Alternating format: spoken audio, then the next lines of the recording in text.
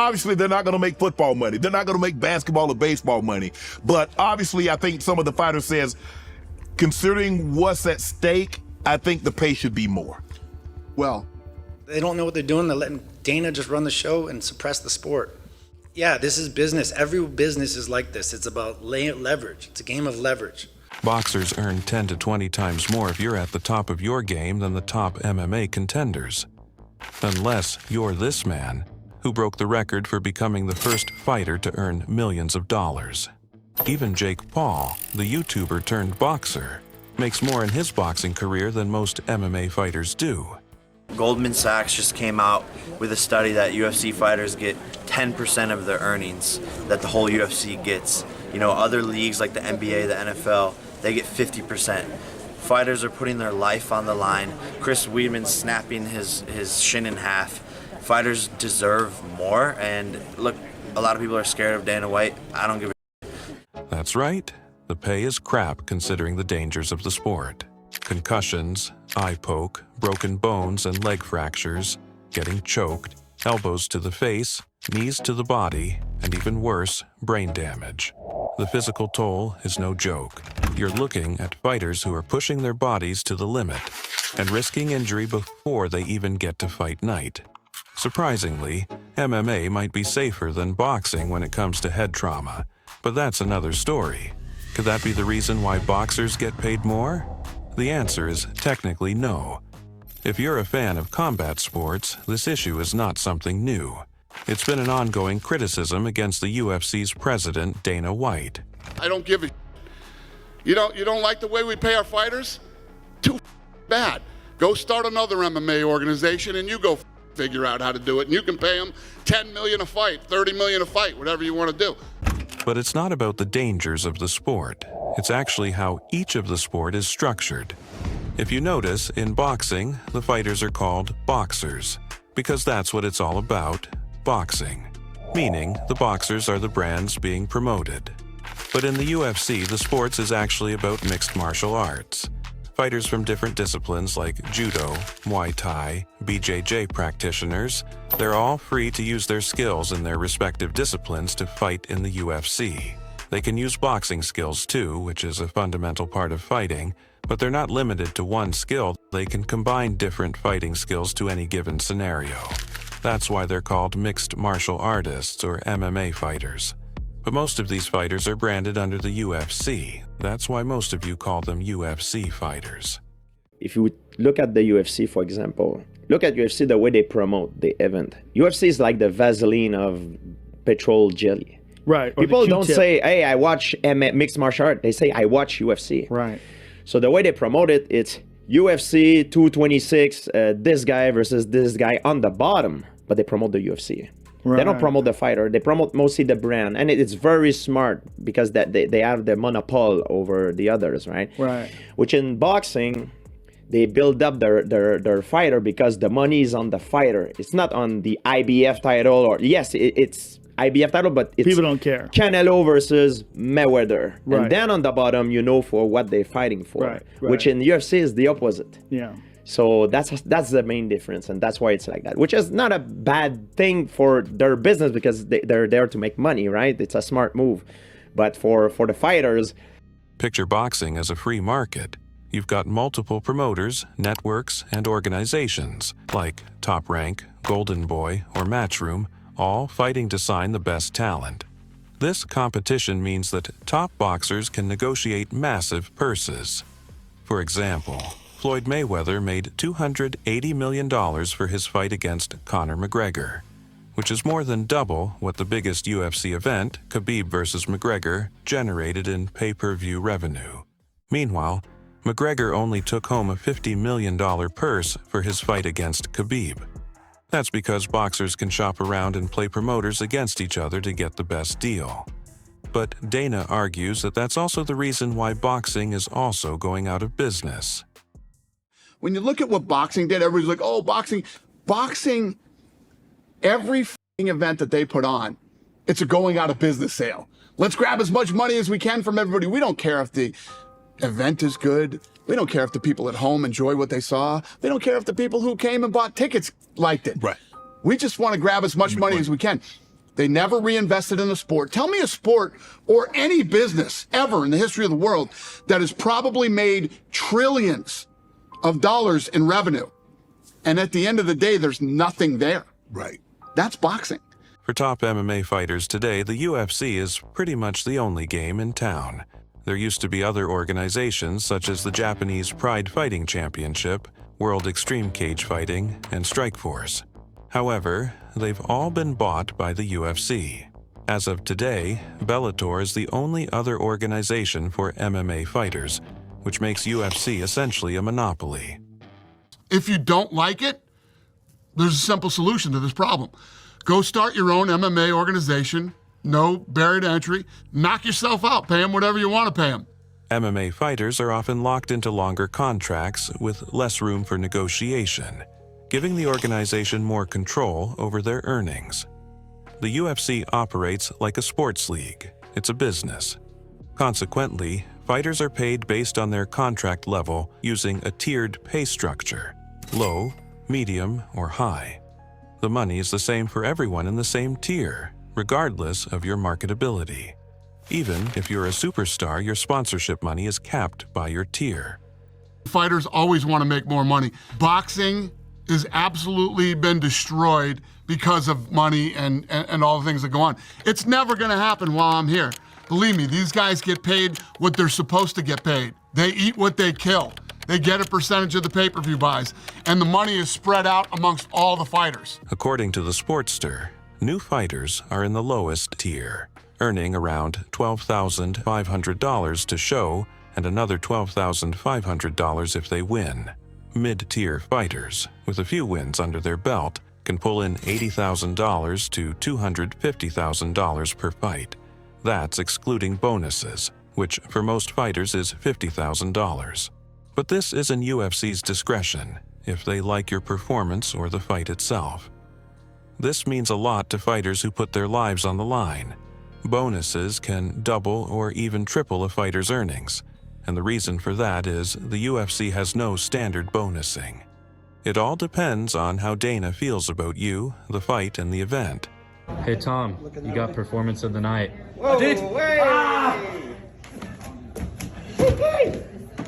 UFC 300, arguably one of the biggest events in the UFC history, with Pereira versus Hill taking the spotlight for the main card, got everyone hyped, including Dana himself.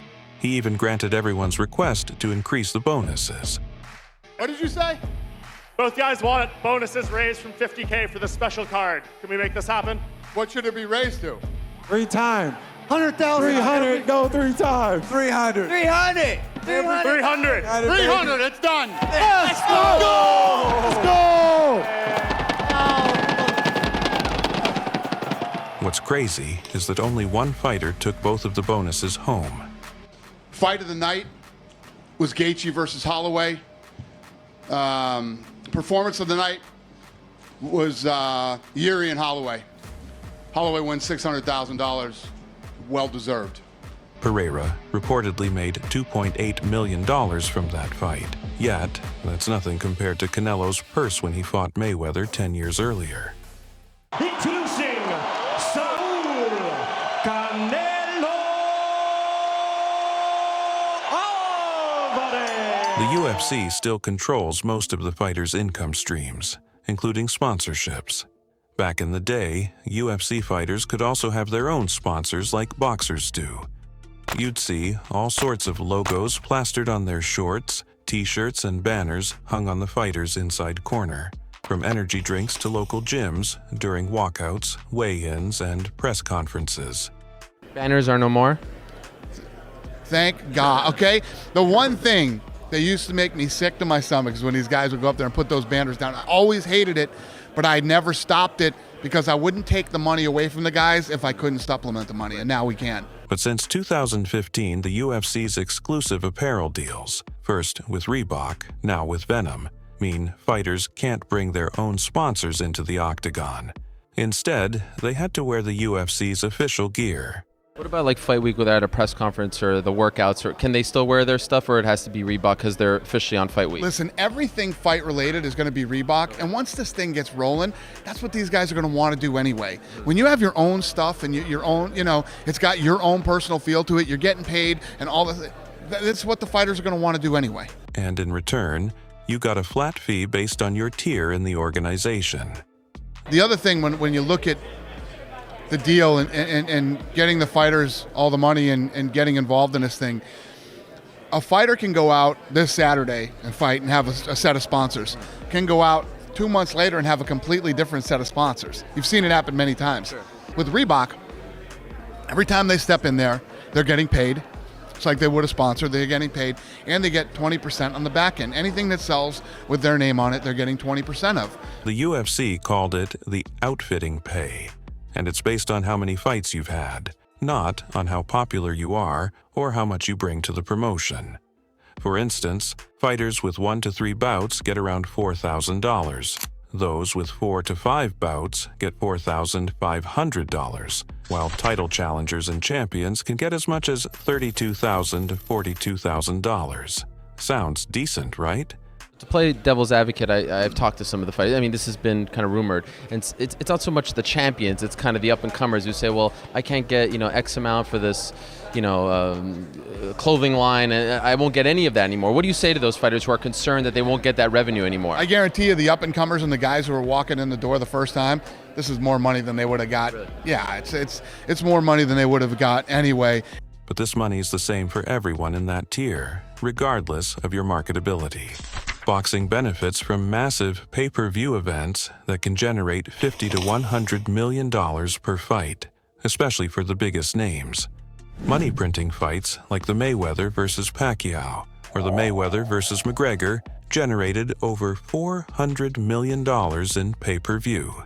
The UFC also has big pay-per-view events, but they generally don't reach the same heights as boxing's mega fights. With the main event of the evening, 12 rounds of boxing for the Super Welterweight Championship of the world. This system has drawn a lot of criticism from fighters.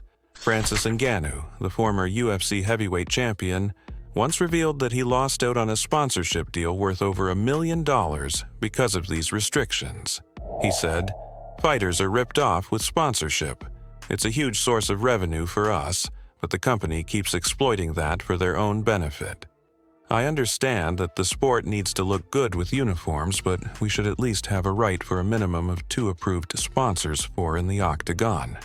Last year, I lost a deal of over $1 million from a partnership with Crypto.com.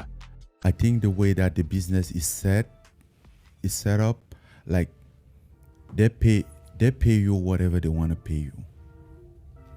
They let you pretend that you're negotiating while you're not negotiating, because either way, you'll stay in the contract. Luke Rockhold, another former UFC champion, even compared the UFC to the mafia because of how they control fighter earnings. But then you get belittled by the beast. The leverage game. All business. Anywhere you go. It's not just the UFC. I mean, it's a bigger, stronger mafia here, for sure. And they belittle you and they try to gain advantage and try to belittle your worth. The company is growing and they're implementing other little stupid ass bonuses. $5,000 here, $5,000 there. $50,000, man. We've been stuck on this motherfucker for 20 fucking years. However, the UFC argues that this centralized sponsorship model helps maintain a professional image and makes it easier to attract big-name sponsors who want to be associated with the UFC brand as a whole, rather than individual fighters. The UFC claims that the sponsorship system will provide guaranteed income for the fighters, eliminating the burden of seeking their own sponsors, allowing them to focus more on their training. And it's guaranteed money. They're not chasing every fight. Every time they go out there, they're not, nickel and diamond, and it is what it is. And important to note, they can still keep those sponsors, they just can't wear them in the cage, right? Exactly. While this can be true, it's undoubted that the centralized sponsorship system benefits the organization more than its fighters. The UFC reportedly has been generating over $1 billion of revenue every year from 2021, thanks to its multi-year sponsorship deals with big companies like ESPN, Bud Light, Monster Energy, and Venom. It's growing fast, expanding globally, and has a super strong brand presence. The UFC, makes billions of dollars a year, and they're only paying their fighters 15% of that. That brand power gives them leverage in negotiations because they can sell out arenas and get pay-per-view. However, although most, if not all, of the MMA fighters are directly associated to the UFC brand as a whole, they don't get much share in the UFC's brand power, unfortunately. As according to my pay, I don't mean to the UFC, but we'll see. We can talk to Dane after this, see if we can figure that out. The antitrust lawsuit against the UFC, which was settled for $375 million in 2024, revealed that fighters' wage share remained at 22% at most for 11 years, despite the organizational growth that has taken place. Unlike the NFL, the NBA, and the European football, which operate similarly to the UFC, with standardized uniforms and league-wide sponsorship deals that benefit the organization, the wage share for these major leagues is roughly 50%. That's also the reason why most MMA fighters are calling out boxers, because they want to jump into that square ring, where they can leverage their fame for a bigger payout. His little legs, his little core, his little head. I'm gonna knock him out inside 4 rounds, mark my words. McGregor walked out with around $130 million after fighting Mayweather. Diaz reportedly earned around $10 million for fighting Jake Paul, more than his entire UFC career combined, which totaled over $10 million in 15 years. Meanwhile, Francis Ngannou's boxing career was arguably the one Dana White didn't expect to work out. Francis just thinks that he's in a position where he's got some Conor McGregor Mayweather fight on his hands, which he does not. That fight was like a once-in-a-lifetime type deal. Fight that I wasn't very interested in. However, Ngannou pocketed $10 million against Tyson Fury and then $20 million facing Anthony Joshua. That's way more than his entire UFC career, where his biggest purse was around $790,000 against Stipe Miocic. Ground strikes here. Stipe, one of those real trouble. Oh, huge right Miocic. In other major leagues, there are unions to fight for the rights of their athletes, the right to have benefits, the right to have a fair pay for what they put on the table. MMA fighters don't have any equivalent union for themselves. You basically don't have power to negotiate. You're essentially on your own. There's no collective bargaining agreement and no group to push for better pay, benefits, or working conditions. Like, we already don't have a lot of leverage, bro. Like, there's only so many things that we could even do. Although, there have been attempts to unionize UFC fighters, but they've gone nowhere. The UFC classifies fighters as independent contractors, not employees, which makes unionizing legally tricky. Maybe somebody on the outside who's way smarter than any one of us, or, because we're fighting. We ain't really worried about the legalities of it, and I'm just signing a contract. I don't really give a but once somebody who's smarter kind of takes a look at it and sees what's going on and how it is, then they're going to start up something. I mean, they have to. According to Pro Athlete Law Group, this also means that athletes are on their own when their contracts are over. No workers' compensation in the event of injuries or medical and permanent disability that occur during a contract, unlike regular employees get to claim for on-the-job injuries. Uppercut. He's done. That's it. Wow. Knockout! You know that injuries are very common in the world of MMA, before, during, and after the fight. About 1 out of 3 fighter gets knocked out and suffers traumatic brain injuries post-match, which can disable them permanently, losing their total ability to work. And as an independent contractor, you're not entitled to these benefits. It's your sole responsibility to look after yourself. It would take some sort of crazy lawsuit, I would imagine, but I think that fighters are individuals in that they think of themselves. Mm-hmm. And that if you say, that's hey, the problem. I'm going to join the, but that's what I'm saying. If you say, hey, I'm going to join the union, I'm going to sit out until you guys meet the demands of the union, and they go, oh, that's great. Colby Covington's going to take your place. Now he's going to fight for the title. And then you're like, what the Yep. And then you call Dana, hey man, I changed my mind. F- that union, I'm with you guys, and then that's how it goes. Instead of pushing hard to do right by the fighters, the organization is allegedly strongly against the unionization of fighters, as it doesn't want to fund medical insurance and pensions.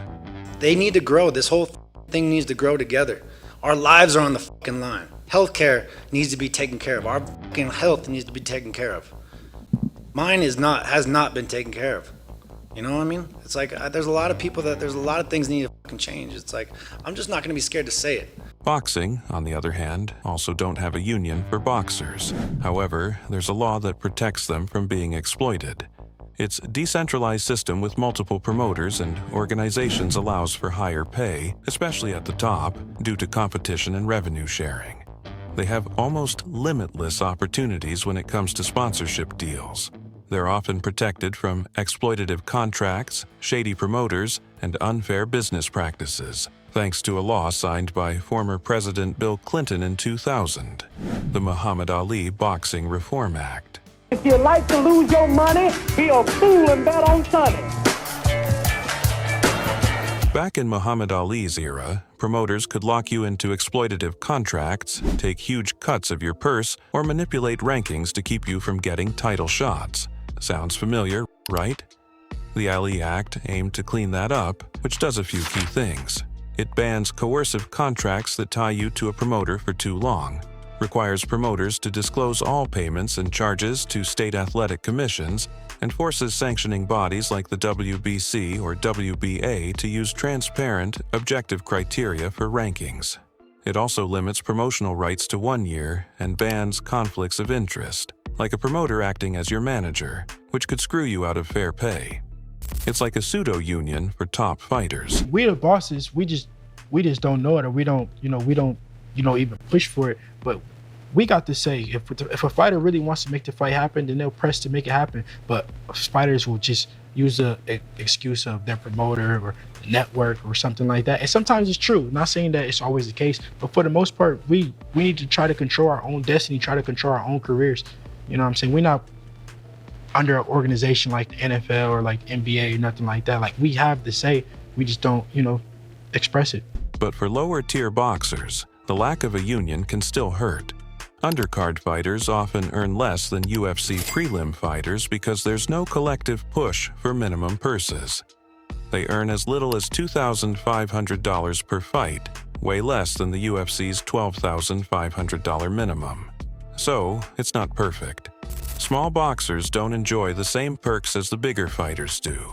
You have to work your way up so promoters and sponsors invest on you more.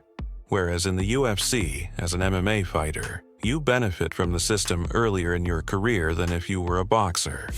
But as you get bigger, attracting bigger contenders, your ability to leverage your marketability for potentially bigger purse is capped by the system. And for most fighters, the opportunity provided by the UFC is enough.